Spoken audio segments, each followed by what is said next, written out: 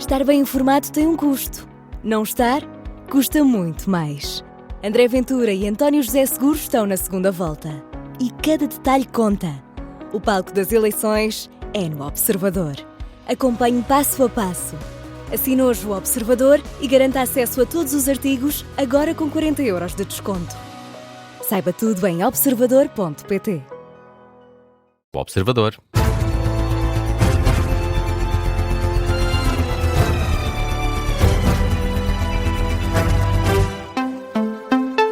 Jornal das 4, edição com o Miguel Videira. Miguel, há informação de deslizamentos de terras numa arriba em Santo António da Caparica.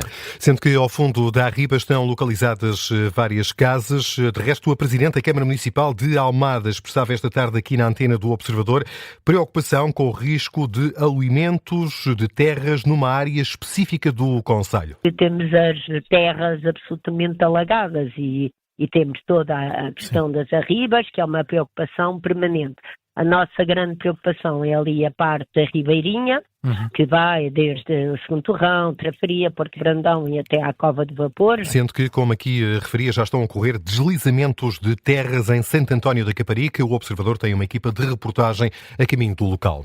Em Torres Vedras foi ordenado o encerramento das escolas. Face ao risco de inundações, de resto já há algumas vias intransitáveis face à acumulação de água.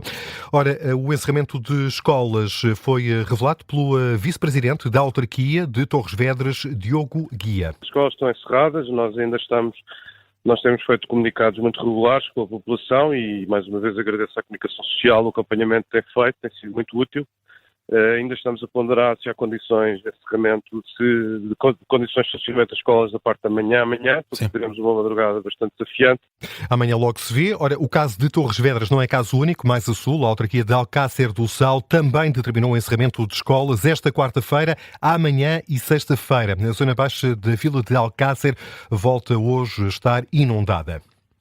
O presidente da Câmara Municipal de Leiria diz que se sente num país de faz de conta. E que o grau de tolerância está a esgotar-se. Gonçalo Lopes critica a ausência de comunicação sobre o processo de reconstrução em Leiria. Quem está a dar a cara sou eu, todos os dias a comunicar-vos a pouca informação que tenho, e o processo tem que ser mais transparente, o processo tem que ser mais claro.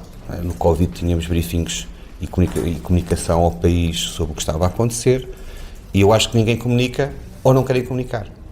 Nós parece que estamos num país de faz de conta. Transparência é a condição essencial para o autarca, que, questionado sobre se esta declaração representa uma crítica ao governo, responde assim. O que aconteceu em Leiria é algo demasiado grave para que não haja uma comunicação credível, transparente, sobre a evolução das reparações na rede, porque os portugueses assim o exigem. Gonçalo Lopes, o presidente da Câmara Municipal de Leiria, que tem sido muito crítico da atuação das entidades públicas durante este caso da destruição provocada na região centro pela tempestade Christine. E ainda há 83 mil clientes que estão sem eletricidade. A maioria precisamente no distrito de Leiria, 59 mil, sendo que não há um prazo para a resolução do problema e pela retoma do abastecimento elétrico. Rodrigo Costa, o presidente da REN, a empresa que detém a infraestrutura energética, os postos de alta tensão, garante que os meios estão totalmente mobilizados para restabelecer a energia nas regiões afetadas e rejeita as críticas à falta de capacidade de resposta. Não é um problema de falta de mão de obra, não é um problema de falta de equipamento, não é um problema de falta, digamos, de meios para atacar e resolver o problema. O problema que nós temos é que uma hora para qualquer pessoa que esteja sem energia é uma hora a mais do que aquilo que deveria ser. Portanto, estamos a lidar com essa pressão, acho que estamos a fazer todos bom trabalho, acho que não é possível ter uma mobilização maior do que aquilo que aconteceu nos últimos 3 ou 4 dias. Houve-se muita crítica, mas a realidade é que quem está a lidar com isto, está a lidar com isto de uma forma irrepreensível. O presidente da REN, que acompanha esta quarta-feira a ministra do Ambiente numa visita às regiões afetadas pela tempestade Christine em Leiria. O Comandante Nacional da Proteção Civil foi hoje confrontado com a notícia da revista Sábado, que dá conta que Mário Silvestre viajou para Bruxelas no dia 26 de janeiro, na véspera da depressão Christine, atingir Portugal continental. Mário Silvestre garante que no momento da deslocação não havia informação que permitisse perceber a gravidade do impacto da tempestade. Assegura também que, estando em Portugal ou não, a resposta da Proteção Civil seria a mesma. O meu Comando Nacional é composto por um segundo Comandante Nacional e 5 adjuntos, nos quais eu deposito toda a minha confiança. E, portanto, o trabalho que eles fizeram foi todo ele bem feito, coordenado comigo, coordenado com o Sr. Presidente. O Centro de Coordenação Operacional reuniu como tinha que reunir, houve conferência de imprensa, nada deixou de ser feito por causa da minha ausência. Apesar do que ouvimos, o Comandante Nacional da Proteção Civil diz também que, sabendo o que sabe hoje, não tinha repetido a viagem. Nas próximas horas, a chuva intensa e persistente vai manter-se, mas a partir de amanhã a situação acalma um pouco. É o mais recente balanço do Instituto Português do Mar e da Atmosfera, na Rádio Observador. Para hoje, a meteorologista Alexandra Fonseca diz que são esperadas muitas horas de chuva e com bastante intensidade. Vamos continuar com precipitação intensa e persistente. Ela tem vindo a ser registada principalmente na região sul durante esta manhã e já estamos a ver um agravamento na região centro. A chuva irá continuar e a próxima noite espera-se um pico de intensificação da precipitação que durará até o início da manhã de amanhã, em especial nestas regiões do centro e sul. E depois uma melhoria do estado do tempo, com aguaceiros ainda assim, mas sem a chuva forte e persistente que vai caracterizar o dia de hoje. É esse o balanço feito pela meteorologista Alexandra Fonseca à Rádio Observador, sendo que, apesar dos aguaceiros, a partir de amanhã, no fim de semana, a chuva volta e em força. Nas presidenciais, António José Seguro acusa André Ventura de querer fazer oposição a Luís Montenegro a partir de Belém e de querer mudar o regime. De passagem pelo distrito de Beja, o candidato presidencial recupera a dicotomia entre democratas e não-democratas para se apresentar como candidato do regime. E desta vez, Vasco Maldonado Correia contou com uma figura do passado de André Ventura para o ajudar na luta contra o adversário na segunda volta das presidenciais.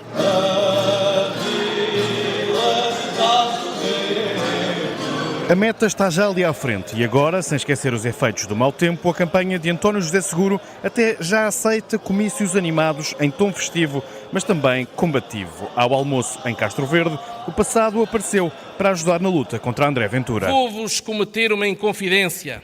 Eu fui colega do pré-seminário do adversário de António José Seguro. Ricardo Namorado Costa é mandatário de António José Seguro em Beja, avisa que os valores de Ventura não são os da Igreja Católica. Não foi lá que o adversário de António José Seguro aprendeu este discurso de divisão, de ódio, diria até de antivalores que são anticristãos. Posso-vos garantir que não foi lá que ele aprendeu isso, porque eu lá não aprendi isso. Seguro aproveita a deixa para dizer que no passado só mostrou responsabilidade. Eu vim para unir, porque quando podia dividir ou desunir, fui à minha vida. E se o que ficou para trás não chegar, o candidato põe os eleitores a pensar no que pode estar para vir. O país aceita ter um caminho e viver 5 anos de turbulência, de divisão, de semear ódio, pôr portugueses uns contra os outros, de fazer oposição a partir de Belém contra o Primeiro-Ministro. É isso que os portugueses querem. E avisa que é a própria democracia que está em jogo nesta corrida presidencial. São 2 perfis diferentes, são 2 discursos diferentes, são 2 maneiras completamente diferentes. Enquanto nós queremos mudar o regime, o meu adversário quer mudar de regime. E nós não vamos permitir que se mude de regime porque amamos o nosso regime e a maneira como vivemos nele. Para não correr riscos de ser colado ao governo, Seguro avisa que se chegar a Belém vai exigir trabalho ao Executivo. O socialista quer aproveitar a reta final da campanha para ganhar balanço e garantir uma vitória robusta contra André Ventura. Vasco Maldonado Correia, a seguir a campanha de António José Seguro, que segue agora rumo a Faro, o distrito em que o antigo líder do PS perdeu por mais de 10 mil votos para André Ventura na primeira volta. Já é conhecido o relatório mundial de 2026 da Human Rights Watch. A organização não governamental alerta para os perigos da ascensão do autoritarismo e o retrocesso da democracia no mundo. Philippe Bolopion, diretor executivo da Human Rights Watch, diz que estamos a atravessar um ponto de viragem que deve inspirar preocupação. Acreditamos realmente que 2025 foi potencialmente um ponto de viragem e que estamos a enfrentar um momento perigoso para os direitos humanos em todo o mundo, que estamos, de facto, em risco de perder terreno. E digo isto porque nos encontramos numa situação quase perfeita. Há uma longa tendência de ascensão do autoritarismo em todo o mundo. Há muitos dados que mostram que a democracia tem vindo a recuar no mundo há 20 anos consecutivos. Isso é, obviamente, perigoso, porque sempre que a democracia recua, os direitos humanos também recuam. Philippe Balopion sublinha que os regimes democráticos estão em perigo e aponta a grande pressão da administração Trump como uma das razões. Dá o exemplo da intervenção militar na Venezuela. Diz que a ordem internacional está subvertida e apela aos países mais pequenos, defensores da democracia, que se unam e lutem contra o autoritarismo crescente no mundo que diz estar a tornar-se mais perigoso e mais violento.